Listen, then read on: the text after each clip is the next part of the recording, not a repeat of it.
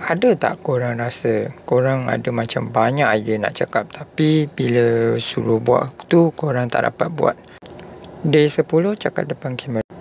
So korang ada terfikir tak, banyak idea tapi bila suruh buat tu tak jadi-jadi keluar? So contoh macam hari ni saya punya wife dia nak buat content. So kita pun plan lah buat konten, dia nak buat shooting lah sebab dia ada customer dia tanya dia barang, so dan dia nak buat konten untuk jawab dia punya soalan.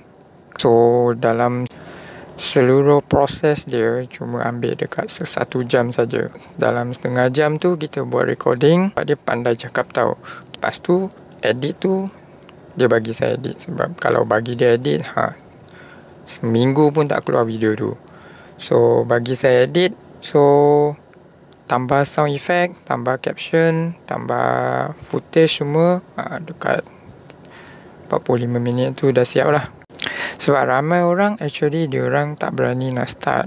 Lepas start tu diorang tak tahu macam mana nak edit.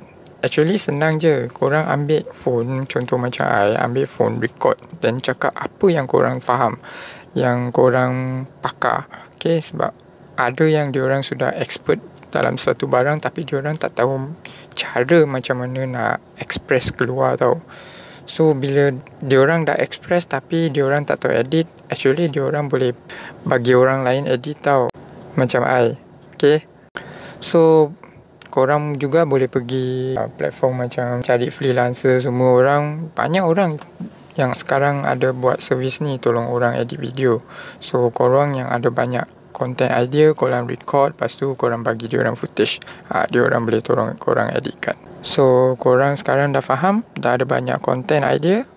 Kalau korang tak tahu nak bagi siapa edit, korang boleh pergi cari freelancer atau bagi saya. Okay, so itu sajalah sharing hari ni. Kita jumpa esok. Bye.